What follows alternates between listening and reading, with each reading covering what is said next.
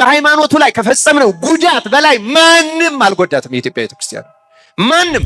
በቀን ለቲክቶከሩ የሚሰጠው 100,000 ብር ለቲክቶከሩ የሚሰጠው 100,000 ብር 6 ሚሊዮን ብር ነው ያወጡት። አሁን ገበያው ቤተክርስቲያኒቱ ላይ እየደራ ከፍም እያለ ነው። እንደውም ፐርሰንት አለበት። ለጋትናቴዎስ ጋር በተያያዘ በአብነት ትምህርት ቤት ስም ብዙ ልመና እንዳደረገ ኦርቶዶክሳውያን ከነ መረጃ ለኛ ሰጥተውናል። በርዕሰ ከተማው መንበረ ጵጵስና ለደብረ መንክራት አቡነ ተክለ ሃይማኖት ገዳም ለታቦታቱ ቀደም ያልኳችሁ ቀጸላ መጎናጸፊያ ሞጣት በመስጠት በዱቄትና በቅንድብ መላጨት በጡትና በዳሌ የሰበሰቡትን ይህን ብረታ ብረት ሰብስበው ይጠብቋቸዋል። ሐዋሳ መድኃኔዓለም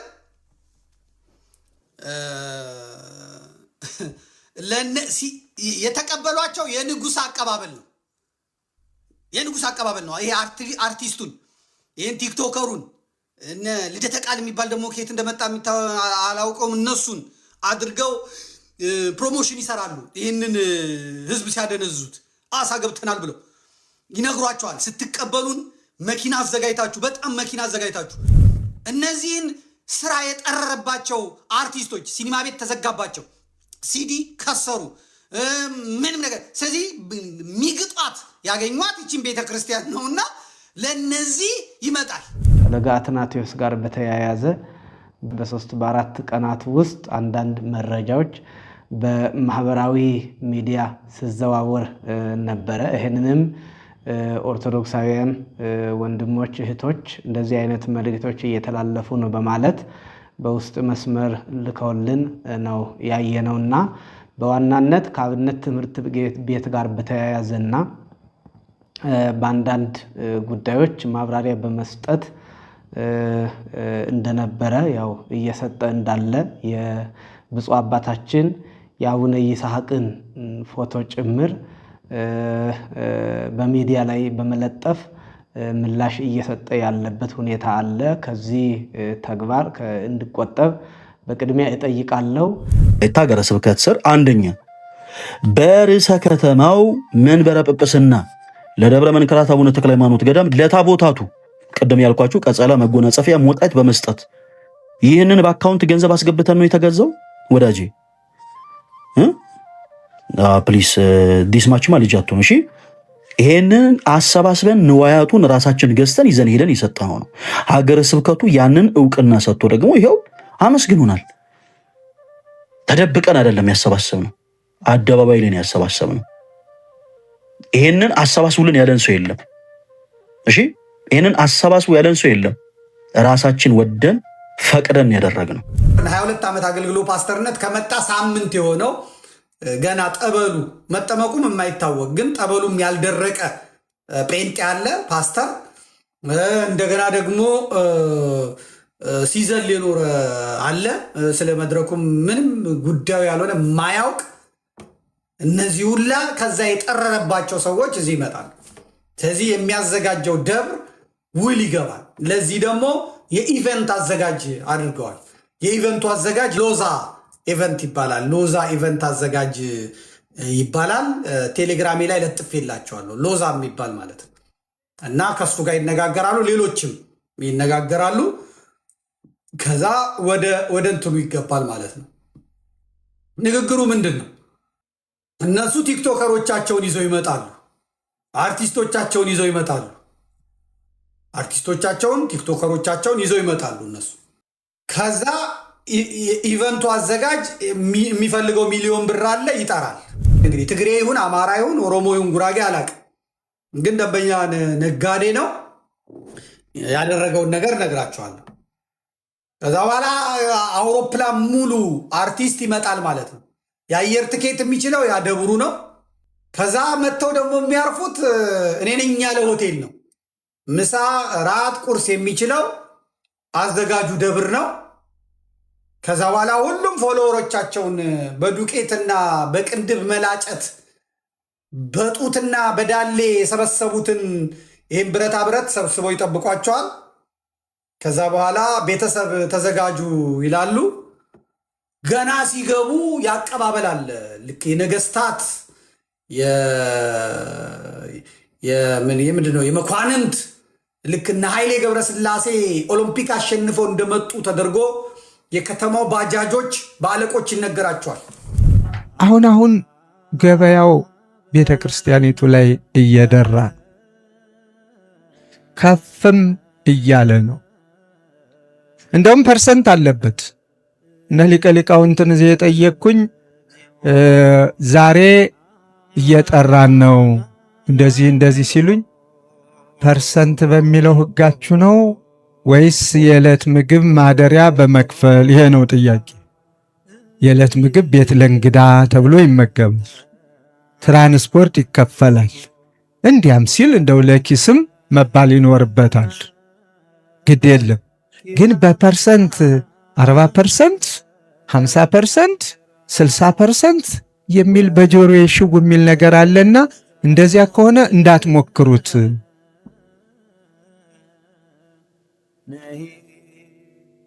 ልመጣ ነኝ። መልሱን እኮ አልመለስኩም ገና የጠየቅኩትን ነው። እግዚአብሔር ይስጥልኝ። ይሄ ከሆነ እንዳትሞክሩት ነው ያልኩኝ።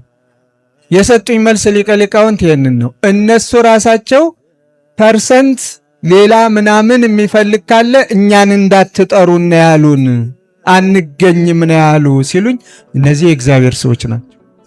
የተሰበሰበው ገንዘብ ስንት እንደሆነም አናውቅም። እቃው የተገዛው በስንት ብር እንደሆነ አናውቅም።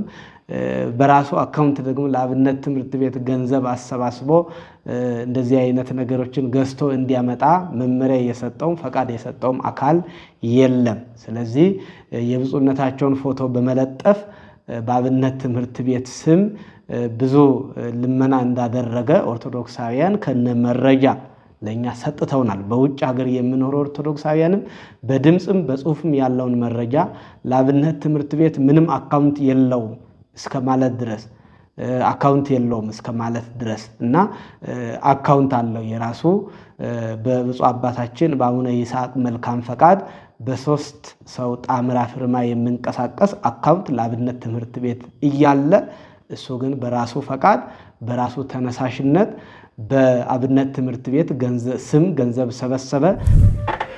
2 በዳሞት ወይቤ ወረዳ ለሰኬ ደብረ ሰላም መድኃኔዓለም ቤተክርስቲያን የአምስቱ ልዑካንን ልብሰ ተክህኖ በማሟላት እነዚህ ደግሞ ገንዘብ ይዞብን ሄደ እያሉ ያሉት ማለት ናቸው። 3ኛ በሰኬ ደብረ ሳሌም መድኃኔዓለም ቤተክርስቲያን ስር በነበረው ስብከተ ወንጌል ኬላ ላይ የቅድስት ልደታ ለማርያም ቤተክርስቲያንን አንጸው አስመርቀው ይሄንን እኔ ሶሻል ሚዲያ ላይ ስናገር ሰምታችሁ ታውቃላችሁ። ቤተክርስቲያን ከፍጻሜ ደርሶ አስመርቅ ያቃሉ ብዬ እኔ እንደው ስፎክርና እንደው ጉራ ስነዛ ሰምታችሁ ታውቃላችሁ? በፍጹም ሙያ በልብ ነው።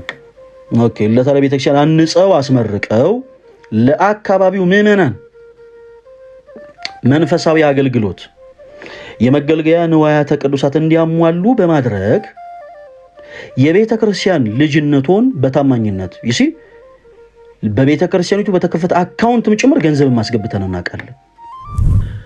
180 ሺህ ብር ልከንለታል ያላችሁ ሰዎች ባንክ ሄዳችሁ ንግድ ባንክ አሁን ዘምኑ ስታሙ እንኳን አሜታችሁን ኋላ ቀረት ተደርጉት።